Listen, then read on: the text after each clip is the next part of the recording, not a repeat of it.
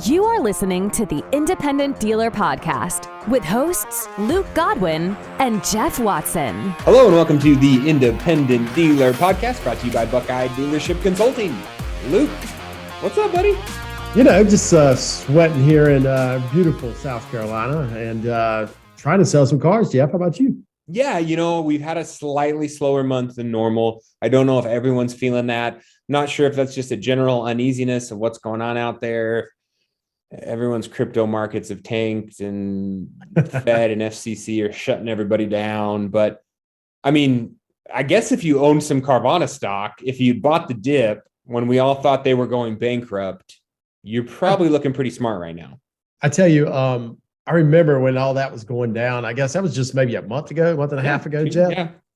And I think Goldman Sachs or somebody said that there was a higher probability of it going to zero than if it going to 10. Yeah. And now we're at $25 a share. What happened? I don't know if this is a Wall Street bets situation and these guys are squeezing out the short sellers on purpose. I can't imagine. I mean, they had some decent guidance, I feel like, right? And their like Q2 report or Q1 or whatever it was, but I don't think it was anything to write home about, was it? No, I mean, they're still losing money. I mean, all of us listen to this podcast and working on this podcast make more money than Carvana, right? It's not negative. It's crazy to think that a company that is continually losing money has a stock value, of $25. And I guess that puts them probably at close to $1 billion market share, I guess. I don't know. I mean, it's high. I don't know how they lose money on their wholesale side because there's stupid 24-hour auctions that they run here in my corner of the woods. They do a bunch out of Phoenix, a bunch out of California. Yep. They always go 10, 20, 30. They go over MMR every single time. I'll put bids on it and be like, I'm going to watch this. Yeah. Nope. The last 5 minutes, the price shoots clear over. I'm like, well, what's going on? How can these guys bring so much money on the wholesale market? I don't understand it. I may have told the story before, or maybe not, about CarMax years ago, right? And I remember my dad going, and this was, I think, in 94, and they were buying cars off the street, right? And my dad going, oh, this place is never going to make it, right? Mm-hmm. And then fast forward to about 2 months ago, a really wise dealer sent me a text and said that he was at some picking up a car at a Carvana location, and there were just cars everywhere. And he said, you think they're just going to fake it till they make it? And I said, yeah, I think they are. So, yeah. When you have this kind of money and you have this kind of buy-in, I think it's possible that you can fake it till you make it, Jeff. Do you think they bought back in at the bottom? Do you think Garcias were smart enough? They sold it after the IPO when it kind of peaked, took a ton of money off the table. I would be interested to go look at the filings and see if they bought back in mid-April. I guarantee you they did. Those guys have a lot of money. So my advice for Mr. Garcia III would be just do a give me the VIN. Get rid of the retail side. Screw the go to public park. Stop delivering cars to doorsteps. That's probably the most unprofitable side of it. Just buy cars from the public and send it to frickin' Odessa and Mannheim because you're obviously killing it on the wholesale market. You're making $2,000 a copy if you're giving a customer MMR. I don't know, man. That just seems to be working in my neck of the woods. They're not giving them MMR, but yeah, that's probably true. So there is a lot of money to be made on the wholesale side for sure, Jeff. But there is money to be made if doing it right on the retail side. This is a business model that is going to last. Don't think it's not. But you just have to have the cash to get over that hump. And they have the cash to get over the hump. Whoa. You're saying you think the direct consumer e-commerce type remote dealer location situation is a model that can work? 100%. There's no doubt in my mind. And you've talked about it. You've talked about it over the years, Jeff, about how you love their interface on the website, right? Yeah. And how awesome it is. This is what consumers want, Jeff. This is the reason you and I love Tesla. I can sit at my house. That is not the reason I love Tesla, for the record. Their buying process is absolutely not the reason I love Tesla. Really? Tell me why you do. Well, I love it that I can just, if I want something, I can click two buttons and I can buy it. I love that. I love that. Now, Tesla not delivering it to my house, I do not like. Okay. Carvana is delivering it to your house, right? Yeah. But anytime I can go, and it's the Amazon effect, right? Okay. Anytime I want something and the interface is so easy that it takes me 3 buttons to buy it, I'm more likely to buy it. That is what this is. So I would dissect a couple of those things. Ease of purchase, yes, I get that. Friction sucks. Nobody wants to have a friction buying process, whether that's in person, online, whatever you got to do. It's got to be smooth, quick, easy, especially because car buying is notorious for being wrapped up in a dealership for an entire day, right? Yep. So sure, if you can do that online, deliver a car with a guarantee and have the customer service to make it right. You talk to anyone who has tried to buy a car through Tesla that was not perfectly in their box. It is a shitstorm.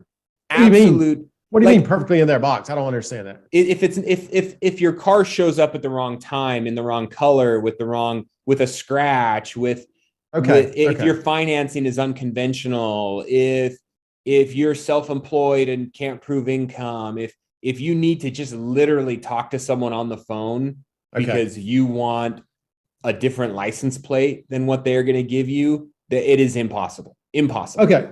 There's a bunch of corporate lemmings, and if it doesn't, A means B is C. That's all they know, right? Okay. That's the argument of the local dealership model, whether it be used, independent, or franchise, right? I have a problem with a brand new car that I bought from the new car store down the street. I roll down there, raise hell with the GM. They fix it for me, right? I'm not stuck in some endless loop of phone calls and emails to some who knows who in Palo Alto that could care less about me. So that's my argument with Tesla. And I think the argument with going D2C with any major brand, I don't want to call Ford and try to get something fixed on my Ford. Could you imagine if corporate Ford ran your local Ford store? Holy geez. Stab you in the eye. Yeah, I don't know. I don't know where this model is going, but I do believe it's going direct to consumer, period. I think what's interesting. I was reading something also that Carvana has gone around the franchise laws in states by putting their dealerships and service centers on Indian reservations. Interesting. They didn't do that. They didn't do that in South Carolina. They didn't have to because of whatever franchise laws. And in Utah, they have it. I don't know how they have it because it's a service center, but they're not a dealer franchise. Delivery. But they're not a franchise. They're selling used cars, so they're not a franchise. They don't have to abide by franchise laws. But they're delivering new cars. Not Carvana. Sorry. I jumped to Tesla. Okay. Yeah. Tesla is the one putting their dealerships on Indian reservations in places like New Mexico and New York to go around the franchise laws, right? Okay. So that might be the solution moving forward for those brands that want to go around franchise laws, and someone like, Ford or Toyota that peel off an electric version and all of a sudden set up shop down the street on the Indian reservation. Yeah, I think those franchise laws at some point will probably be changed in most states. But for now, you got to go around it. Tesla doesn't even have a store in South Carolina because of franchise law. So, I get it. Well, you don't have an Indian reservation? They should set up there. We do. And that's odd that they didn't go there. But, I guess North Carolina laws are lax on that. So they went straight to North Carolina. Yeah. Well, in New Mexico, they put it inside an old casino. Perfect, man. Makes perfect sense. Repurpose an old casino. Yeah. Big old indoor store, repair facility, huge areas. You could have your service bays. I mean, keep some slot machines. It's pretty much like gambling, regardless. For any of you that have held a Tesla over the last 6 months and finally sold it, you lost your shirt. So it's just like going to Vegas. I didn't sell mine. I just kept it. I said, what the heck? Yeah, don't rebook it. Do not rebook it. I lost my shirt on my X, but I really enjoyed driving it. And it's not going to stop me from buying another one. Anyways, speaking of Vegas, I'm looking forward to seeing the guys at Buckeye down there this next week. I'll be at convention. We're going to be hanging out. I'm going to get educated better on my CPI product, right? I don't feel like I push CPI as good as I can. It's a huge, huge moneymaker. We talk about it all the time. And I'm the last one to actually implement it. I'm pretty sure all of our listeners have done it way quicker than I have. I tell you, the folks at Buckeye will teach you how to use reinsurance properly. And I just got back from 20 Group, and the one thing I went there for, Jeff, was CPI education from other dealers that are using Buckeye and other dealers that are using the CPI product. And I am behind the 8 ball on this. And let me tell you, this past year, we've upped our game. And man, I can see the light at the end of the tunnel, and I can see how CPI can make me probably just as much money as my dealership operation. So Buckeye's there to help you. Buckeye is the way to go. They will teach you CPI and teach you how to really, really make it money-making part of your dealership. Yeah. So when you talk to your other dealers out there at 20 Group, I haven't had a 20 Group in a couple of months, so I don't know what the temperature is out there. I saw the Manheim market report that wholesale prices are waning a little bit. The MMR retention has come down. Are you seeing that on the street? I am. Yeah, I am. Prices soften. I am seeing that on the street. What was funny though, on the CPI index that came out on Monday this week, they said that used car prices were up 4.4%. I haven't seen an uptick, so I thought that was kind of interesting. Prices have come down.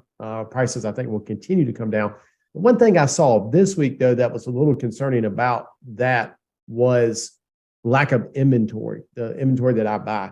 So this week, I've only bought like 5 or 6 cars, and that doesn't keep me ahead of the 8 ball, right? So we've got to figure out in the next coming days how we're going to buy more inventory this week, but we'll see. You know, what's an interesting thing for me is I'm seeing like the off rental stuff, right? Those have higher miles, right? They ran them all up to more miles. So now I'm finding they bought them originally with more miles too. Oh yeah, they could have picked them up from CarMax with 30,000 miles and then rented them out for 6 months and whatever. But I'm seeing a lot of like 2020s, 2019s coming onto the market, which for me is a really new, nice car, right? It's got 80,000 miles, but guess what? That makes it a $12,000 or $13,000 buy. I can buy here, pay here that ish, and I can also credit union that car. So I like seeing some of these rental cars come back with higher miles because I'm getting a newer car. They've put a ton of miles on it and depreciated it. Now all of a sudden I have a new body style that's in my price range. So it's really kind of an interesting thing right now.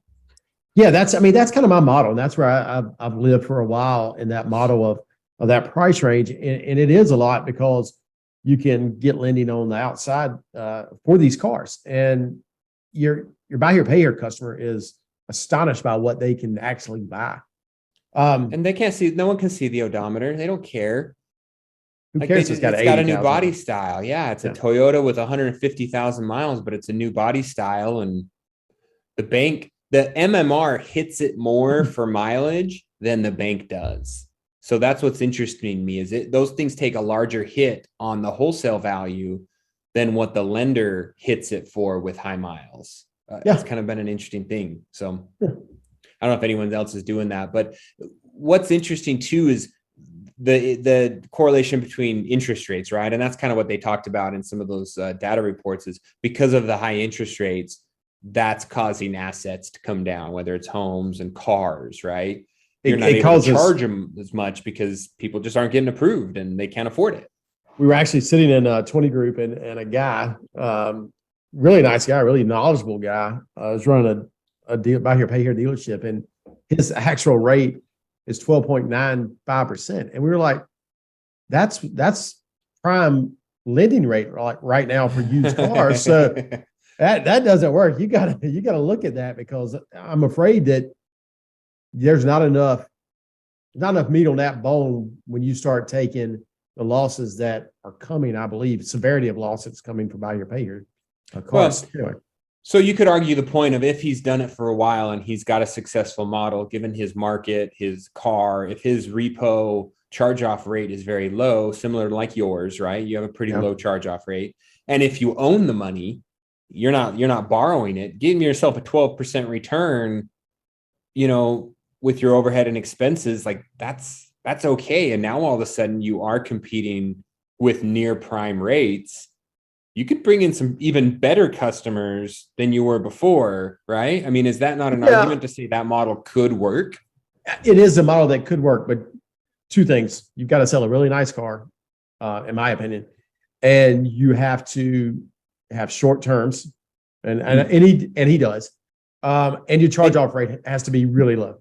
And that's done by making sure your underwriting is solid, right? Using a good scoring model like Neo or some alternative data, and making sure you've gone up the credit rank. Don't sell a nicer, newer car with a lower interest rate to the same 500 credit score person, right? Yeah, that's a recipe for disaster. You can't do 480s and 503s with that. I mean, our average score, I think, has been sitting around 565 or so, and every once in a while we do 700. So you gotta look at that. I want to ask you a question because this is completely off topic and not on our agenda here, but do you think there is a place, my struggles with my second location, right? Getting it off the ground, getting the ball rolling. So much of that is momentum, right? Like my established flagship location does a lot of sales, repeat, referral. We've got a reputation, blah, blah, blah. Do you think there's a low cost leader type attitude to have when you open a second location to say, look, this second location, I'm either going to have a better interest rate, or I'm not going to mark my cars up as much, or I'm going to maybe be a little more aggressive on my lending because I want to establish a footprint here. I want to get the word out that I'm here. I want to get cars moving. I want to move things. Is that? I think you have to. Yeah, you have to be aggressive on lending. You keep everything exactly the same, but you have to be aggressive. You have to build your portfolio quickly in that location. You have to get cars on the street. People have to know who you are. Are you going to make some mistakes? Your charge-off's going to be higher? Yeah, they are going to be. But sometimes you just have to throw a bunch of spaghetti up against the wall and see what sticks. Because you got to get over the hump. So when you say aggressive, but you said keep everything the same. So you mean not necessarily the same as my main location, be more aggressive in that location as far as like, maybe I'm going to approve somebody with less down, or maybe a little less job time. I'm going to take a few more risks up there. Do you think the philosophy would be, hey, maybe I can keep my underwriting the same and try to keep a good customer, but what I'm going to do is maybe have a better interest rate, or maybe have a better price point because maybe the community is more sensitive to price? No, I don't think you mess with price, and I don't think you mess with interest rate. I think you keep that the same. I think you take chances that you wouldn't normally take. And either that's less down payment or less customer. And it might be both too. Down payment's the thing. I mean, that's really in these small rural communities that aren't used to this. Yeah, a lot of them don't have the money saved up. They don't understand down payments. A lot of them don't want to finance anything. They just want a $3,000 cash car. Well, what you might find is that in a certain area that your average income is lower. And if that's the case, then you need to adjust your down payment and your monthly payments to meet that. So that might mean less car for that particular area, or just a less down payment and a longer term. I don't know. I wonder if it'd be wise to extend term. Could be. I guess that you got to get cars out there. Yeah, I guess that answer applies to all growth-minded buy here, pay here's, right? Like if you want to grow outside of outside of the sphere that you're in right now, which of those levers do you pull on to accelerate your growth, right? If you're in the buy here, pay here space, is it the advertising? Is it the, down payment, I think it's interest rate? I think it's down payment. I think it's always down payment. Just lower the down payment requirement. Just lower the down payment requirement. That will speed up growth quickly, and then you may have to call Primalend to get some more money. Yeah, you definitely want to model that out and say, okay, I'm going to do less down payment. So do I need to make sure I've got a lending source that's going to advance on those cars now that I'm more cash into them, and can I sustain that? So now I'm not getting less down and I'm trying to grow more. I mean, of course, the guys at Primalend are going to be able to model that for you. Yeah, I was talking. I think was said during our interview with Primalend that They score people, right? And they score dealerships when they go in there because they really want to make sure the dealership's running properly. And one of the first things they score a dealer on is how many locations they have, Jeff. And if you have one location, you get the best score. And every time you add a location, it just goes down. You know what? Our friends at Primalend, they will lend you money. And I really believe our business is getting good. It's going to be probably good for the next 5 years. You need to have cash to do business. And Primalend is the people that will help you get there, and they will help you be able to grow responsibly. Yeah. And I think when you say, I'm feeling the pains of a second location, definitely ready to just plow that thing over and put up a mini mall, strip mall on that location. It is a struggle. I see some of my dealer buddies who are, the kind of the V Auto type. So this is to talk to our retail guys right now. When these prices start inverting, and now all of a sudden I'm seeing a difference between MMR and retail these days that I didn't see before in some of these off lease and, specifically even when I look for stuff for myself or my wife, the cars I don't typically dabble in, the higher end stuff. Is that V Auto type quick turn model? I mean, other than interest rates being hard for them, this is kind of a good situation for them, right? I think that margin is going to come down, Jeff, between the MMR and retail. I think there's some there right now, but I have seen it shrink on some cars, shrink quickly. But others are still holding. Base model cars that margin has shrunk a lot, and so I think as soon as inventory is building back, and I think it's getting close to building back, you drive around right now and look at new car stores, you see that inventory is back. It's interesting. I don't know how quickly that model is going to come back. I never liked that model. I think I've told the listeners that many times. I think it's better to make money on the front end and on the back end, not just relying on back end. With interest rates rising and indirect lending pulling out, I don't know if there's a lot of money to be made on that back end. So I don't know. I think it's going to come back, and I don't like it. We have addressed this in episodes in the past. Yes, it is tough when you are doing a lot of lending with Cap One or, Citizens or Fifth Third, and these guys just decide to shut off all indirect lending, right? You are strongly beholden to these, indirect channels. I think as a retail dealer, man, you have got to diversify. If you haven't diversified by now, it may be too late, because I don't know that a lot of these guys are signing up indirects right now. The ones that are still in it, maybe they are, but man, you really hope that you've got an array of lenders and you weren't putting all your eggs in one basket. Yeah. I've seen this happen before. It's not happened as fast as it happened before, but just if you're a retail dealer and you stuck along and listen to us, make sure you have every option available to you. Do not, and I'm going to repeat this 100 times, do not do something that is even close to being immoral or irresponsible or whatever. Book the car exactly how it should be booked. Do not fib at all on people's income. Make sure that you're doing everything by the book, because if you don't, if these indirect lenders have any reason to drop you, Jeff, what are they going to do?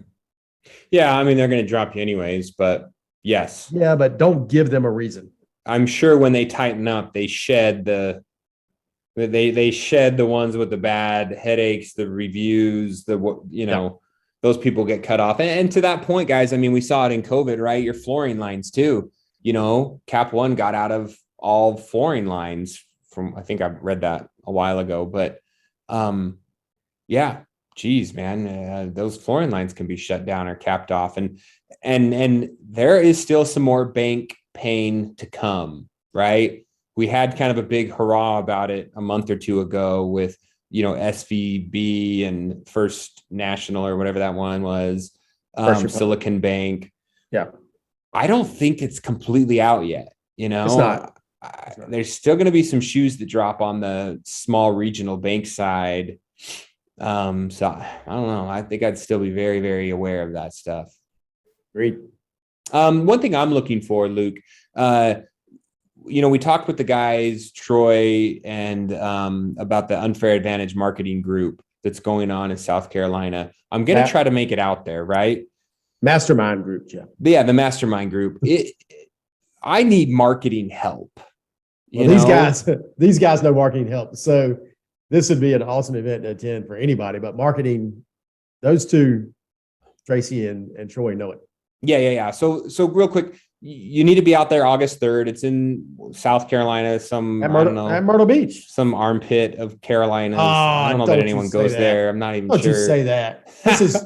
This is North Myrtle Beach. It's okay, I promise. No, it's really nice. It's a free event, right? Before the Carolinas convention. I'm sure you have to pay for it, right? Because you guys are cheap.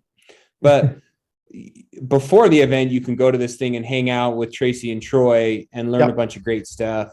So we definitely recommend that. Really cool event. It's free. Won't say it again. It's free, Jeff. It's on the Thursday before the convention. Stay, have fun at the convention, see us.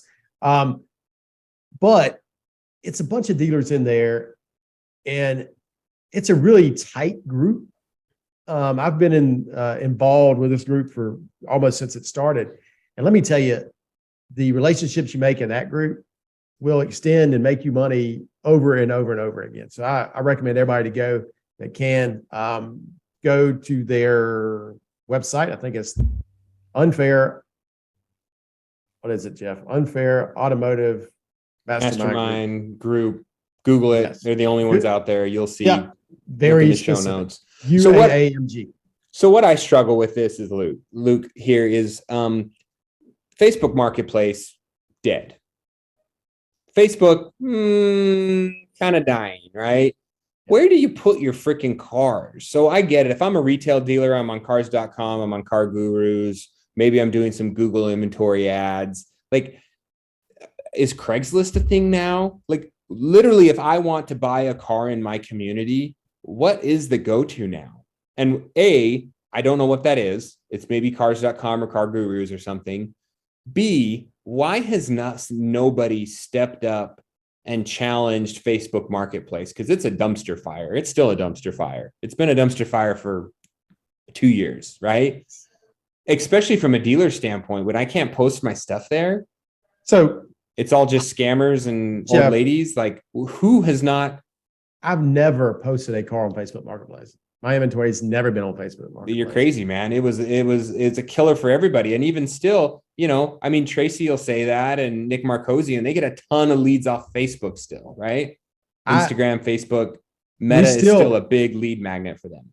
For sure. And it's still a lead magnet for us, but we don't run our inventory on Marketplace because I think that's just the only people that are going to respond to that are cars priced under the money, right? And why do I want to just do that? I want to sell me. I want to sell the brand that is Godwin Motors. You come to my website and you buy. I've never understood that Craigslist advertising mantra of just putting every car I have on the internet. I've got a website for that, and I've got Google Marketplace for that. But how are you getting them to your website? Like, your website, if you're running Google ads or whatever they call it now, we're retargeting. We're retargeting people looking for cars that are key searching that. We're running 15-second ads on YouTube. We're running 15-second ads, video ads on Facebook, Instagram. We are a brand. We're selling financing. We're not selling cars. We're gonna get them to our website. As soon as we get them to our website, we're gonna run them down our funnel and we're gonna close them. I'm not selling a car. Right. I'm selling us. No, I get that. And my rub right now is not the branding side. Well, my rub probably is the branding side, which is what creates the rub, but it is, who do you go to make sure you're doing it efficiently, right? And that's what I've ran into this problem. Like, in the beginning days of Facebook ads, I felt like I had a grip. it was fairly straightforward, right? It's like post a video, post a picture, run an ad to a group of people based on their 50-mile radius of your dealership, right? Now, there are a million different campaigns. There are a million different placements. There are a million different versions of an ad. How do you cut through the noise? You can't target people based on certain things. Like, and then your Google Ads stuff. Like, I'm running Google Ads, but hey, guess what? You're paying to compete with your own website name. Why would you do that? Now they're just clicking on the ad instead of clicking on your own name. Like, there's so much to it that as a dealer, I thought I had a grip on maybe 4 or 5 years ago. I'm realizing it's a rat's nest, man. It is. I don't know what the right answer is. You and I kind of debated on whether you hire a dealership advertising firm. I think there's some really good dealership advertising firms out there, Jeff. And we've had multiple of them on the podcast before. They know what they're doing. They know how some know how to place these ads. But you've got to identify exactly what you want from those ads. Don't let them talk about impressions or leads and this, that, and the other. You've got to be specific. I want applications, right? Yeah. I want cars sold, and I want to be able to quantify that. Mm-hmm. If you cannot quantify those two things, then I don't want to spend money with your company. And it's a hard one. And I'm sure it's hard on their end. But just because they got a bunch of people to look at your ad, that doesn't mean anything, right? So don't let them go down that path of telling you that. Yeah. Or they're just dumping a bunch of junk leads into your CRM, right? Like, who cares? Yeah, no, who cares? I don't want twice as many leads. I want twice as many conversions. So if I'm going to pay twice as much money than I am now, because that's the recommended ad spend, I better have almost twice as many leads, right? Because that just makes sense. You're going to be more efficient at the way you run my ads, right? So maybe I'm wasting 50% of my ad dollar because my ads aren't optimized, they're not updated, they're not retargeting, they're not whatever. They're just going straight down the drain to Facebook or Google because they're not good. So not only as an advertising company should you make my dollar spend more efficient, but B, you're also going to recommend that I double it or triple it. So how does that not double my sales? Yeah. So we were talking about this the other day, and I came up with this idea. If you turned off every ounce of advertising you have today, except your website, except for your Google My Business and your free stuff, the free stuff. Yeah. Yes. Yeah. If you turn it off, what percentage of sales do you think you would lose? Yeah. For me, it's going to be like 15, 20% maybe. You may lose 25% of your sales. I truly believe this. I think if I shut everything down tomorrow, I would sell 25 cars a month. I 100% believe that. That next spend is going to be a big deal. That to double that 25 is going to cost you double what you're spending. I guarantee. See, but I would also say what you have to remember is cutting your ad spend off won't affect you next month or the next month or the next month, but it would affect you on month 6, 7, 8, 9, and 10, right? Because now your brand awareness starts to go away. Your repeat referrals start to die off. Like I agree with you that it's marginal. Adding each new sale is actually going to cost you more than your first 20 or 30 or whatever, right? As you try to grow for some people. But you have to have those fresh leads come into your system, and they cost more to get because you're reaching outside of your current channels, repeat referral, drive-bys, you're trying to reach these new pockets that then supply you more leads through their repeat referral, right? You got to have fresh blood. You got to have fresh blood into the system. You can't turn it off. And it just costs a lot of money to get that extra or to double. It's not double your ad spend. It might be triple your ad spend to get that next bunch. I don't know. You got to make sure you're quantifying the right. You got to ask the right questions. If you don't, you might be in trouble with your ad spend. Know what your numbers are. We've said this so many times.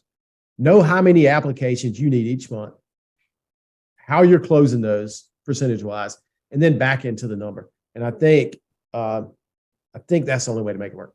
Yeah. Yeah. I really wish that I could just go out there and double my ad spend and double my sales. I wish I could just go to Facebook and punch a couple numbers and spend twice as much on what I'm doing, but I don't have I'm not confident that that's the solution for me. I don't want to pour more water into a leaky bucket. Yep. Totally. Right. And part of that is how you handle the leads, but a lot of it is like, where is that money going? Am I just doubling up on spending money on myself? It's freaking crazy. Hopefully I'm going to find that. But guys, that's the pod. Thanks so much for listening. Be sure that you're subscribing to our newsletter. We're going to have a great one come out this week. So go to the website, make sure you have your email into the newsletter. We've got a special guest coming on this week to help us with the newsletter. And it continues to grow. And of course, if you've listened this far along, you've got to be leaving us a review. And subscribing to YouTube, watching on YouTube, all that great stuff. Yeah. Thanks, guys. Dealers helping dealers. Please leave us a review and subscribe. The Independent Dealer Podcast.